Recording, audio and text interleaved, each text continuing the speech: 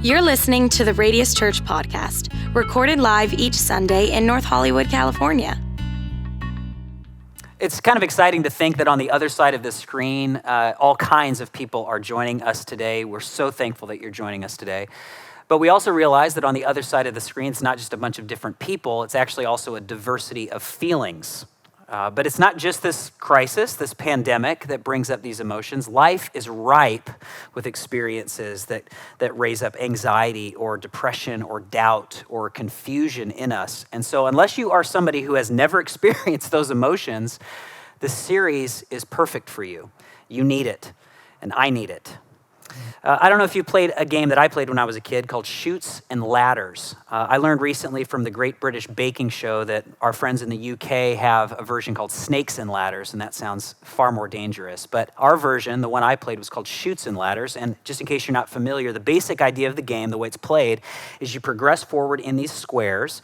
And if you land on a square at the base of a ladder, it sort of quantum leaps you forward in the game. But if you land on one of those squares at the top of a slide or a chute, you fall back and you lose a lot of the progress that you've made previous to that. I don't know if you're like me, but if you are, then you love it when life is a series of steady progression with the occasional burst of awesome, like you hit a ladder. Like Katie and I are doing really well, and then we get to go on a vacation together.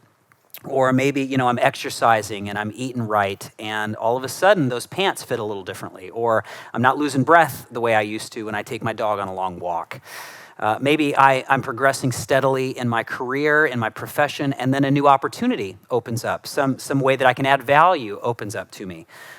You know what those moments are like in life where you're plugging along, one foot in front of the other, and things might even be relatively stable, and then boom, something happens, and you have to share it with everybody. And it's the kind of news, those kind of moments where when you share it, you have to use like the praise hands emoji, or like that lady that's dancing sideways with the red dress. Maybe we can add that little graphic as on the screen here. Everybody wants to live just a constantly #blessed life.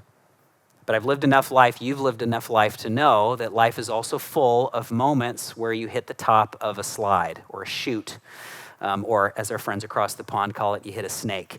And you have a sudden setback or a sudden loss. And life does not feel like it's giving. It actually feels like something is being taken from us. But I've also started to learn at this point in my life that those moments of loss are actually opportunities for God to do his deepest and most enduring work in us. Yeah, like right in the middle of the betrayal, and in the middle of the divorce, and in the middle of the diagnosis, in the middle of the death, in the middle of someone moving away or someone moving out, in the middle of this season, in the middle of sheltering in place. This is great soil in which God could plant some of his deepest strength and hope and resolve in your life, but we have to open ourselves up to it. We have to be available for it. You might be making the most of this. There might even be parts of this season of our world that you're enjoying. Maybe you're seeing and appreciating the benefits it's bringing to our cultures or to our climate, but everybody's experiencing some sort of loss right now. And I want us to be honest about that. It's the kind of loss that nobody would have chosen. Nobody's going to go out of their way to experience, and yet here it is. And it feels like a thief because it's taken away from us. It's taken away something that we used to have or used to experience or enjoy, and it is probably not going to give it back. As much as we may want it or not want it, the world is never going to return to what it exactly was before this crisis hit, before this pandemic. But in this, right now, we don't want to be flippant or ignorant or dishonest about what it feels like sometimes, the tension that brings up in our lives, because all of us as a humanity know what loss feels like. It brings us right to those moments where we cry out, "Where are you, God? Do you care? Can you see me?" Chutes and Ladders was first invented in 1943. But the pain of losing ground is as old as our species, as old as our human species. So I want to go way, way back to actually the first installment, the oldest book written that we have collected in the Jewish scriptures, or what some of us call the Old Testament. Now, You might think it's Genesis because if you open up a Bible or you open up the Torah, the very first book that you'll come to is Genesis. But the oldest book, as far as we know, written and contained in those scriptures is the book of Job. It's the journal, the biography of a man named Job. And just fun fact, I actually was in a band in college called Full-Time Job. You want to talk about grieving. We should all grieve the fact that you're listening to a guy who once called his band Full-Time Job. And we would show up to shows and venues and they would say, ladies and gentlemen, welcome Full-Time Job, because that's how it was spelled. And we would have to get on the mic and the first thing we would say is no, I'm sorry, it's actually Full-Time Job. Really was a horrible branding decision. And it's a surprise that nobody's ever heard of this band. But be that as it may, let me get back to the point. So Job is this biography of a man that lived long before any of us have. And the reason that I want to go way, way back to his story thousands of years ago is because here's a man who experienced more loss in his life than I hope any of us ever experience. This guy experienced 5 lifetimes of loss, really in a matter of months. And I want to see how he went through it and what God gave him in the midst of it. When we first are introduced to Job, he's really at a high. He has climbed ladder after ladder in life. He's extremely successful in his time and in his culture. He is the Jeff Bezos of his world. And on top of that, we're told that he's a man that is deeply devoted to God. He has integrity. He has a deep, abiding faith. He's a man that we could look up to in a lot of ways. And then, like the forces of heaven and hell come crashing down on this guy's life, and he loses almost everything in very short order. Loses his land, he loses his prominence and his wealth and success. He loses his 10 kids all at once. And it's in the midst of that we get to watch how he's engaging with this God who had given him so much and now seems nowhere to be found. We might look at that and say, God, how could you allow anybody to go through that? You might be thinking about some losses that you're seeing around you or pain people are going through around you and think, God, how could you allow that to happen? But the truth is, we all face that devastating kind of loss because at the end of it all, for all of us, we ain't taking any of it with us. At the end of it all, this is a zero-sum game, that none of those things are going to be available to us as we step into eternity, at least not in the same way.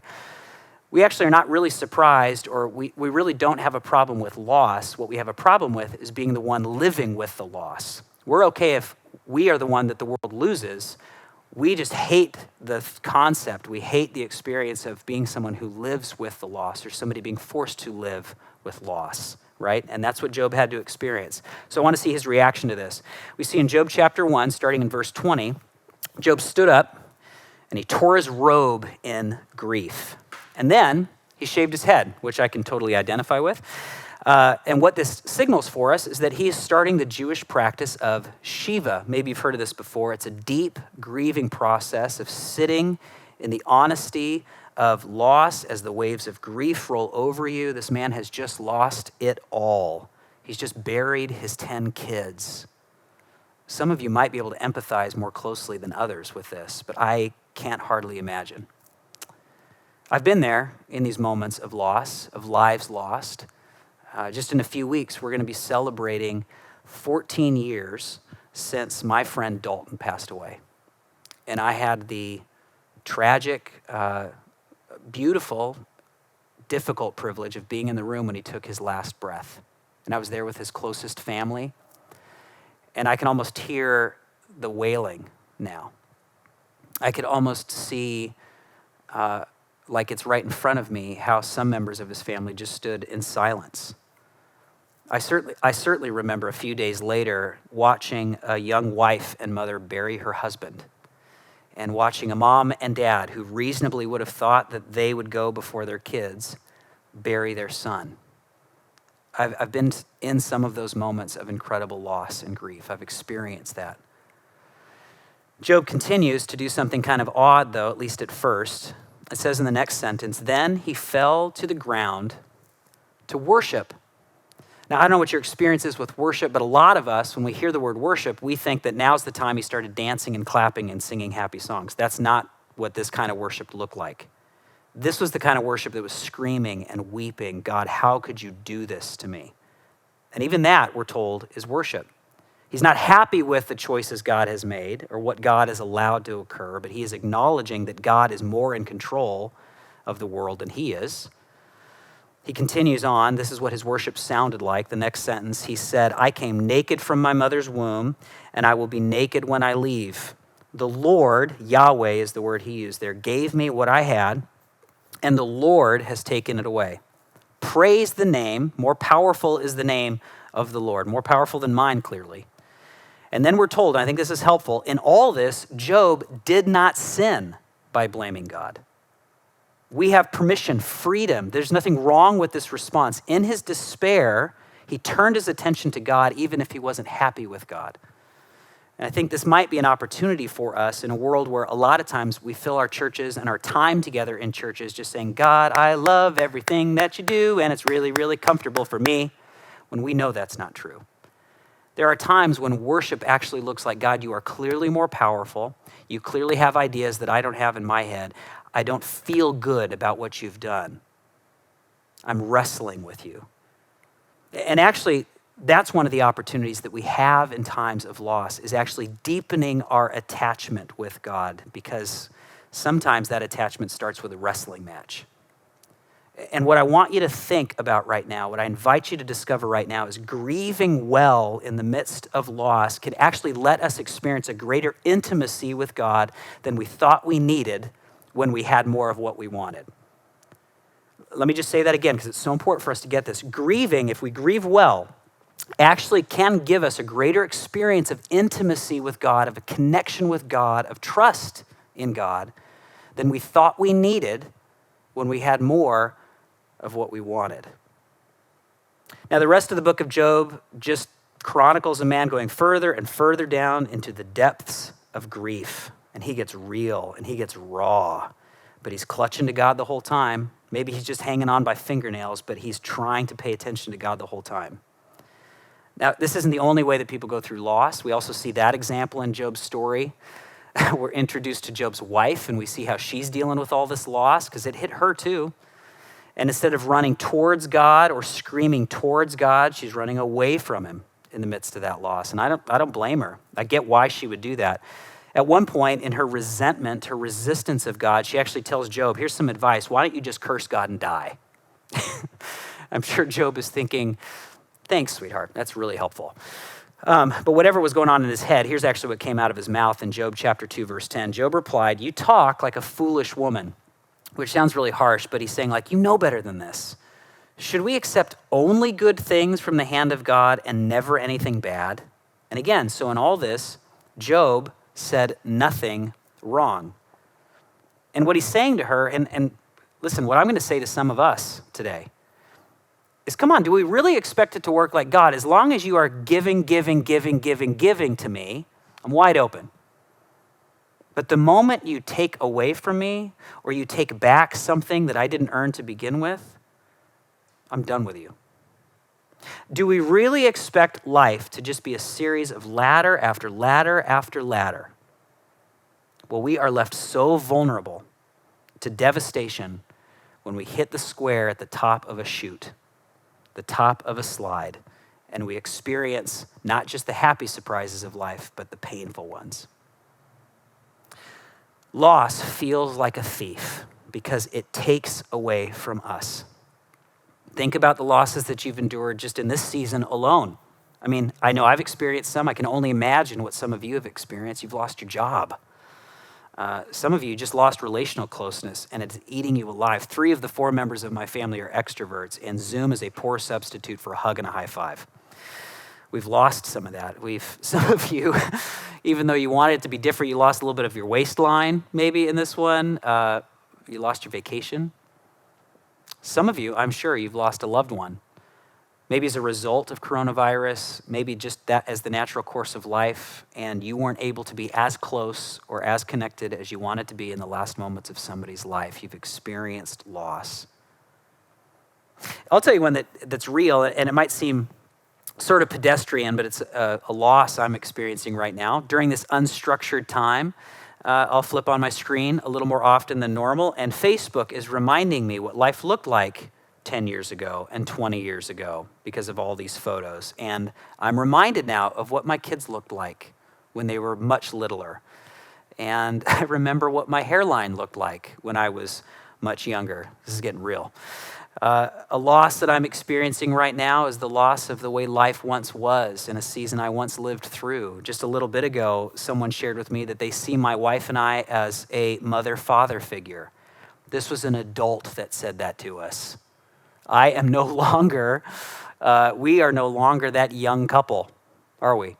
We are now the mom and dad couple. Katie's like a hot young mom, but still, you get the point. Loss, on any level, is really just no longer having something that God has already given you. Let me reframe it because it's important. Loss is the experience of no longer having something that God already gave you. If you never had it in the first place, you wouldn't be experiencing the loss of never having it. So is it possible that by not going through the process of grieving that loss, of being honest about this expanse that is now created in your life, the gap that is created in your life, you might be even subconsciously led to the conclusion that God is done giving, that all the best things he wants to give have already been given and now some of them taken away. So our chance right now to move past that tension is to be honest about that loss, to be honest about the hole that it leaves in our lives so that we can become present to the new things that God wants to give us in that space, the new things that God wants to fill our life with. Before we moved our location as a church, we were meeting in this little storefront. For those of you who don't know, Radius is a church that's based in North Hollywood, California. And for quite a while, for a couple of years, we met in this storefront that we sort of customized, made work for us. And then the population of Radius grew that was gathering together. And then some other circumstances made it clear that we had to move. And we moved to an incredible high school just around the corner, much more space and much more opportunity. But with that opportunity came increased challenges. And there have been moments through this last season where we thought, why couldn't we just go back to where we were? Now, of course, coronavirus hit and all of us are sheltering in place. And I'm sure some of us are now saying, can we just go back to the high school that we were in? I would just love to go back to being together. But right before we moved into that high school, the leaders of Radius knew that we would have to grieve that change, even though some of us were excited about where we were going. So I took us through a teaching series for 4 weeks called Move. And you can actually go back and watch that on our website right now. And as a part of that teaching series, we went through a process of reflecting on the things that God had given us in the place we were about to leave. And the reason we did that, the reason we wanted to reflect on those things is because I want us to know that even though God was moving us into something different, God's character was not changing. And so the same God who wanted to give us so much in what once was is still prepared to give us so much in what is. That's what grief gives you. That process just continues on for months and months and months. It's going to continue on through the season that we're all living in, as we're trying to face this crisis together as a humanity, that we will have to reflect on a God who gave us so much, the pain of what it feels like to not have that anymore, but remember that the character of God is to continue to give us, maybe not the same, probably not the same, it's going to be different, but he wants to give us more. See, loss doesn't have to feel like a thief if you can turn him into a resource. The way we like to think about grief, it's going to sound really trite at first, but it helps me remember what grief really is. Grieving is the habit of receiving from a season you are leaving. Again, I told you it was cheesy, but it might help stick in your mind. Grieving is receiving from a season you're leaving. Grief is the process of the present tense mining from the past tense. Receiving from what once was. But it's not going to work for us if we ignore that we are past what once was. If we ignore the loss, if we ignore the pain. Nope, I'm as young as I once was. No, you're not. Oh, if I, contort myself, then maybe they'll come back and they'll love me again. No, they won't. And if they did, you wouldn't want that kind of love. Oh, you know what? This crisis is just going to be over in a couple of weeks and then life will get back to normal. No, it won't. What once was no longer is. And we have an opportunity to grieve it. So let the waves of grief ebb and flow over your life. And some of you, you're familiar with these, right? There's that wave of denial, and some of you might be feeling that today. Like, no, it's going to be fine. It's going to get back to normal. Let that wash over you. You know, that wave of bargaining. Like, if I just do the right thing, if I, adhere to the restrictions the right way, then we're going to be part of a solution and we're going to get back to normal as soon as possible. Or God, if I do this, if I behave for you this way, then finally you'll give me good things. If I lathered up enough karma, it's not going to happen that way, but let that wash over you. That anger, right? That's a part of grief. God, how dare you? Why would you? How could you? Experience that, feel that. Depression. I don't even want to get out of bed. I'm really struggling to have hope right now. Feel that, be honest about that. As you go through that also, you know that one of the feelings of grief that's going to wash through us is acceptance. All right. This is what is. I wouldn't have chosen it, but it's here. This is the process of leaving and grieving well. Don't avoid it. Don't deny it. Just let it happen. Loss is going to leave a big expanse in your soul. And if you ignore it, that expanse is going to be filled with all kinds of bad copies of what you used to have, right? And you know that's true. You might have been exposed to the influential book on trauma by a man named Bessel van der Kolk. And the book is called The Body Keeps the Score. It's actually a really informative work that explores how traumatic events, abandonment, maybe sudden loss or emotional abuse actually leave their marks on our physicality, on our psychology. They actually leave marks in the circuitry of our brains. And so those things are called back to mind, not like a photo album, not like memories, but actually more like implicit memories that end up informing our attitudes and our decisions moving forward unless we're able to grieve through them and experience them fully. As we're fully integrated in all of the experiences we've had in our lives, we actually are more empowered to make choices driven by faith or by hope or by logic than if we ignore that we've experienced loss or trauma altogether. We have to look back. We have to face what it once was.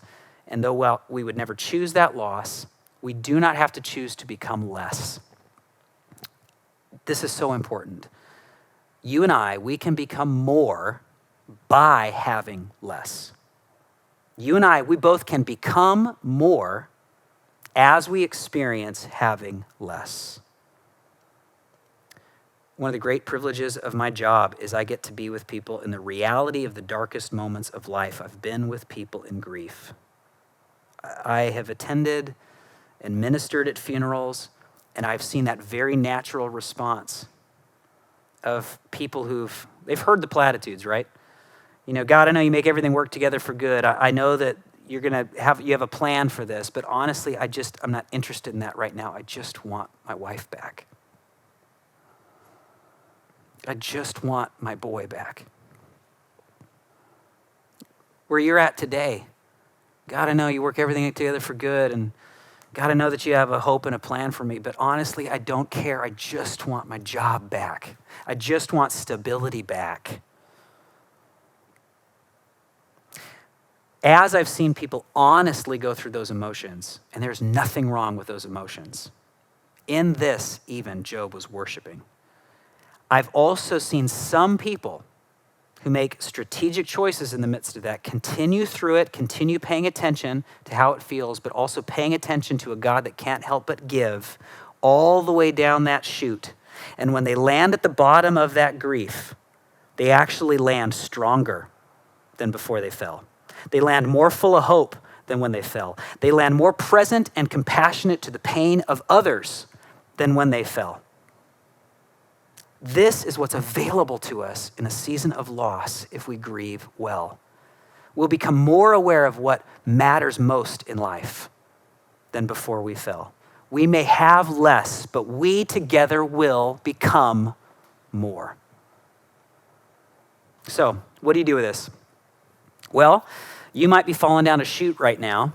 All of us are falling down a chute of some sort, but some of you, you're feeling it big time right now. So you have a choice. Will you continue with ungrieved loss. That's a choice you have. You don't have to grieve the loss. The loss is forced on you, but you don't have to grieve it. And something's going to grow in that soil for sure. Maybe you've had some of it from the past. For instance, chronic complaining is going to grow in that soil. You're going to have a hard time seeing the bright side of anything.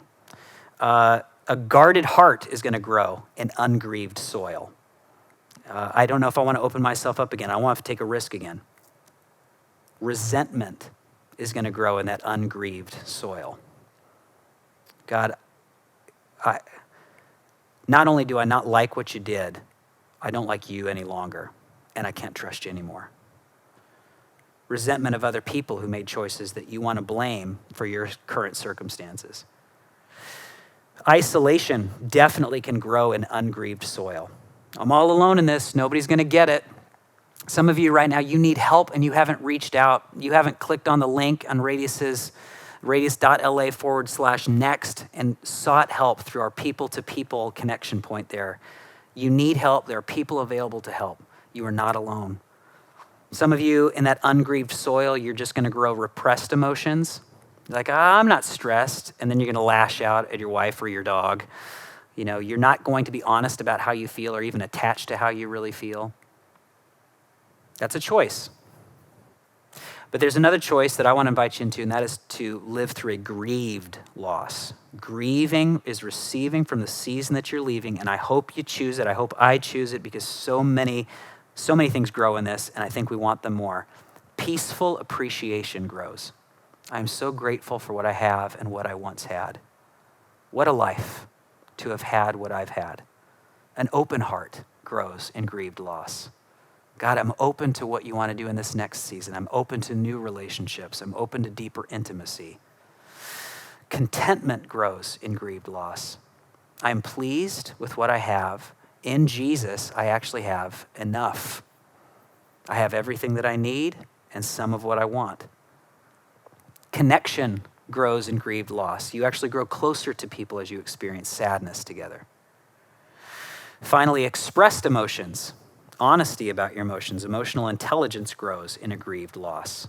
I'm feeling really angry right now. I'm feeling really scared right now. I'm feeling really nervous right now, but I don't have to let that drive my decisions. As we often say, feelings are real, but they're seldom true. That's the kind of maturity that grows in a grieved loss. So I want to really quickly land this for all of us who are experiencing loss and all of us who have an opportunity to hold space for people who are grieving a loss right now. If you don't know, Job actually had some well-meaning friends. It wasn't just his wife telling him to shrivel up and die. He had some friends who started off well. And in verse 12 of Job chapter 2, it says, when they saw Job from a distance, knowing what he'd just gone through, the atom bomb that went off in his life, they scarcely recognized him. Wailing loudly, they tore their robes and they threw dust into the air over their heads to show their grief. Even though they didn't experience it firsthand, their friend was. So they joined him as best they could. This is so important. They became devastated with him. Then it goes on to say, they sat on the ground with him for 7 days and 7 nights. No one said a word. Smartest thing they did, the whole story. You'll notice here very soon, if you keep reading Job's story, that then they started opening their mouths and it went downhill from there.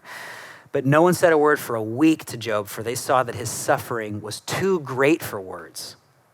Did you catch that? His suffering was too great for words. I can't explain this away. I can't tie this up in a neat little bow. There's not one little Bible verse that helps check this off the list and you're going to feel okay about it. I can't make sense of this. You can't make sense of this. The grief is just too great for words. It needs something more powerful than our words. I've been a pastor, like I said, for a few years, and as I've walked through people through these seasons of loss, I have learned and am learning and imperfectly applying how to create this kind of space with people. People that are walking through the throes of divorce or the loss of a job, and rather than explain it, rather than try to give them a why or just flippantly say God has a plan for this and he'll work everything out together for good. While that is true, the timing is horrible. And I have found so much power in just sitting with, because some of what grows in that grieved loss is the interconnection that we have as a humanity, as a human species. Someone within Radius actually on Facebook, just a few months ago in early October, shared something very vulnerable, and I asked her permission to share this with everyone here online. She said, and I'll just quote her from her Facebook post, "I discovered that I was having a miscarriage. Just 2 weeks before, I had seen the heartbeat, and the next appointment, there was none." Some of you know this pain firsthand. She goes through some of the tragic, painful details of what that felt like and where her mind was going in that time. But then she brings it to a close with this. This is so powerful. "I'm writing this for 2 reasons. 1, I had other voices with a similar experience. 2, if it weren't for my relationship with Jesus and the hope I have, knowing that he truly has all things planned out for our best and for his glory, which in turn brings me so much joy and strength, I wouldn't be standing so strong today. He brought me earthly relationships that met my physical needs, and he brought me internal peace I literally cannot explain.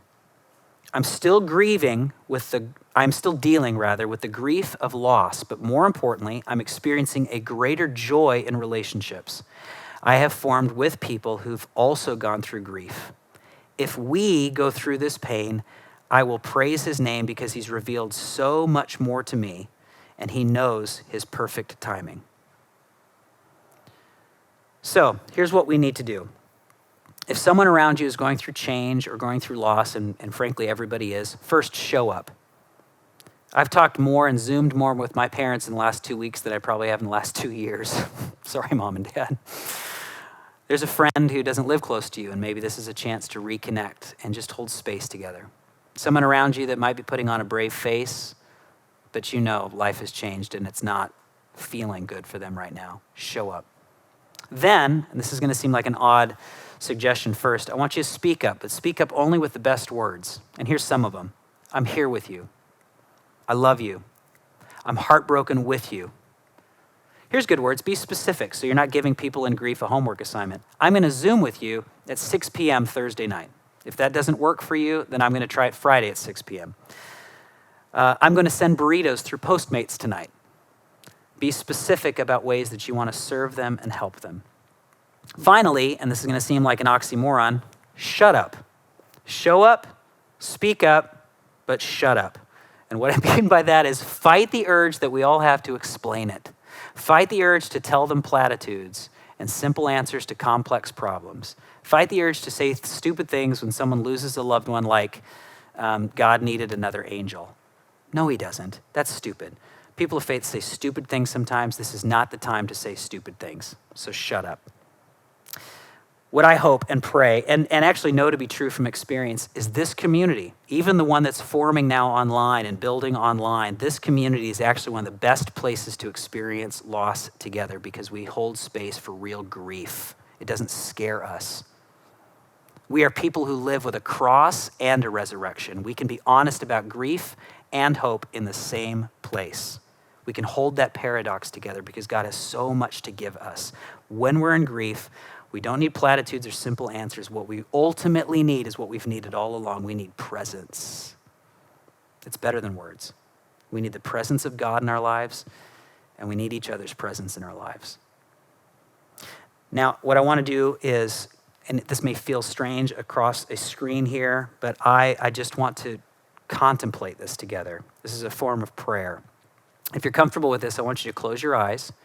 And I want you to hold out your hands. I often do this when I'm praying because this is my body telling my soul that God's up to something. This is a posture of giving and receiving. God, I give you this, and I'm also receiving. So I give you my loss and grief, my confusion and pain, and I'm open to receiving from you what you want to fill in to replace it, the deeper, stronger, enduring thing you want to give me. So you might want to close your eyes, hold your body like this. And at first, I just want you, in whatever words you can muster or what you can imagine, just to be real about how this feels. If it feels good, be honest about that. If right now feels worse, be honest about that.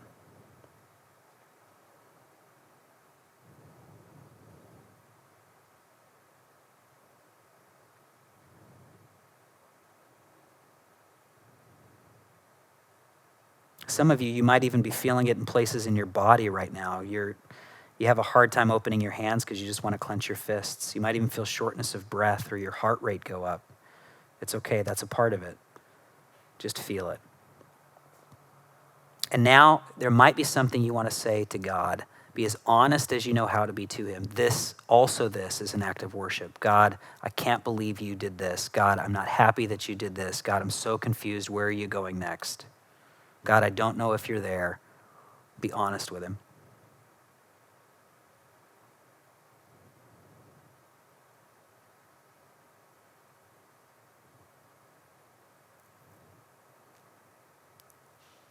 And then I want to say something between me and God right now. And if these words sound like you want them coming out of your mouth too, then you can use them. Maybe you put this in your own words. But as I close, God, I trust that in the soil of loss, you do your best work. It's in the graveyard, God, that you can bring resurrection. There's something I once had I do not have any longer in my life. But that doesn't mean you're done giving. Deepen my trust in you beyond my feelings, so that I trust a God who loves to give, that even when he takes away, it is to only give me something more. May I trust your character, even when, Lord, I don't understand your choices. Thank you for loving us, and thank you for wanting more for us than we settle for. In our grief, we pray this in the name of Jesus, who gave himself up for us. Amen. Thank you for listening. For more information, follow us on social media at Radius Church LA and visit us on the web at radius.la.